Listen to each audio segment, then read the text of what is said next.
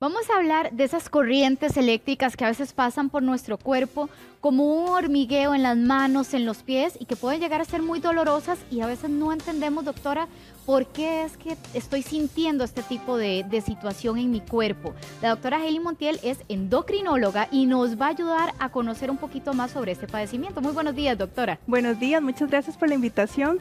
Sí, básicamente, Verónica, hay muchos pacientes, básicamente en el contexto de diabetes, ¿verdad? Que por mucho tiempo han tenido glicemias altas, que tal vez no han tenido un buen control y de pronto empiezan a sentir como esos chuzazos eléctricos, principalmente en las piernas, y a veces también pueden tener cierta sensación como de adormecimientos en las manos o eventualmente principalmente en los pies.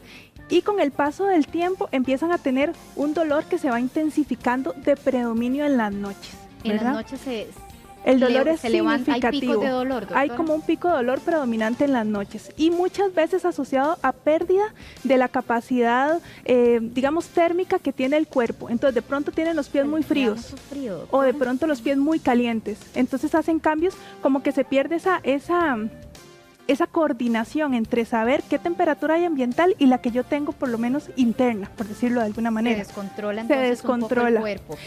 ¿Por qué esto? Básicamente, aquí está el ejemplo de los nervios. Resulta que todos los nervios, por más pequeños que se vean, tienen irrigación. Y cuando yo tengo glicemias altas por mucho tiempo, daña esa irrigación con el tiempo y el nervio empieza a sufrir. Entonces, al final, esta patología es muy relacionada a un daño neuronal. Okay, entonces, perdón, doctora, nada más para que nos quede bien claro. ¿Todas estas lineecitas de acá son nervios? Todos son nervios. Hay varios, digamos, sistemas, por decirlo así.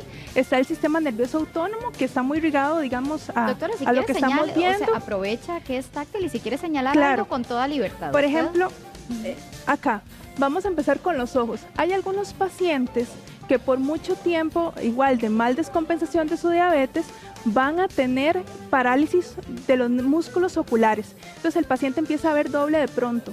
Entonces es muy característico que los pacientes consulten y lógicamente genera mucho estrés y cuando uno se da cuenta realmente lo valora el neurólogo, descarta otras patologías y al final es mucho en relación a una descompensación diabética o que no sabe que es diabético por mucho tiempo y se le hace un diagnóstico un poco tardío en relación a esta sintomatología. Que puede ser una de las cosas que va a ir sintiendo el paciente o manifestando. Exactamente. Entonces, una de ellas es parálisis de digamos, ocular, ¿verdad? De los músculos oculares. Doctora, cuando hablábamos de adormecimiento, que siento que las manos como dormidas, como un hormigueo. Hay un término exacto que se llama mononeuropatía y muchas veces es asociado a que nervios como los grandes que tenemos acá, por ejemplo el mediano, que está a nivel del brazo, hay algún atrapamiento, ¿dónde estaría, doctora? básicamente acá. Hay algún atrapamiento y al haber atrapamiento del nervio, entonces el paciente empieza a sentir hormigueo. ¿Qué es atrapamiento, doctor? Como que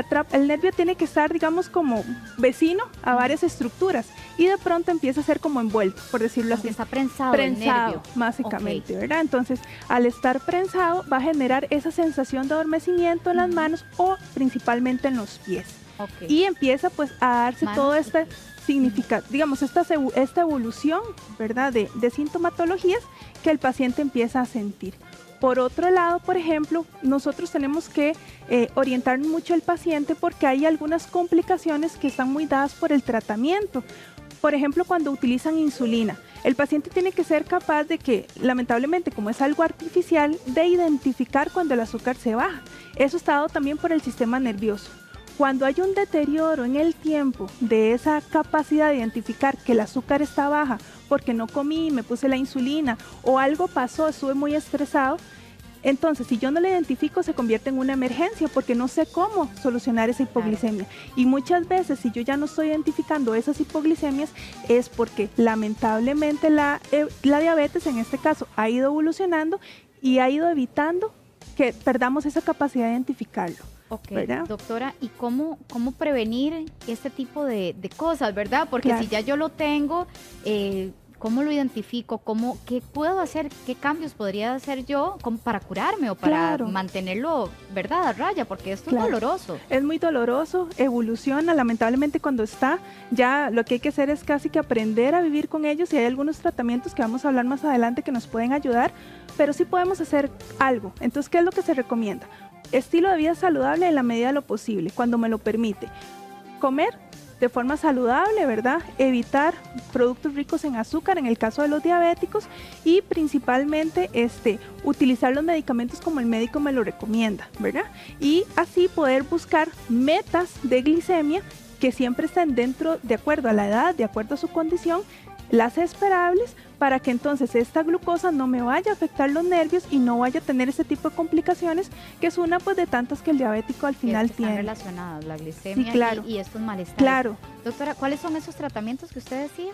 Los tratamientos, básicamente hay tratamientos, bueno, hay uno que mencionan de la vitamina B, pero realmente hay estudios que se han hecho y se ha visto que no hay, digamos, tanta significancia en utilizarlo, pero hay tratamientos moduladores del dolor o que pueden actuar directamente, como algunos antidepresivos como la amitriptilina, pregabalina, por algún motivo también se utiliza, y hay otros ya, digamos, opioides, que son medicamentos un poco más fuertes, por decirlo así, y siempre tienen que tener pues una indicación médica como tal, porque ya genera pues algún grado de seguimiento, muchas veces por los efectos hasta secundarios que esto puede generar, ¿verdad? Entonces siempre es un balance entre una muy buena alimentación, idealmente si es posible actividad física, buenos controles en sus niveles de azúcar, ¿verdad? Siempre ir regularmente a su médico y hacer los ajustes, y posteriormente si la enfermedad ya está establecida, entonces seguir con los tratamientos propiamente del dolor. Y si yo tengo una descompensación, y pasa mucho con mis pacientes,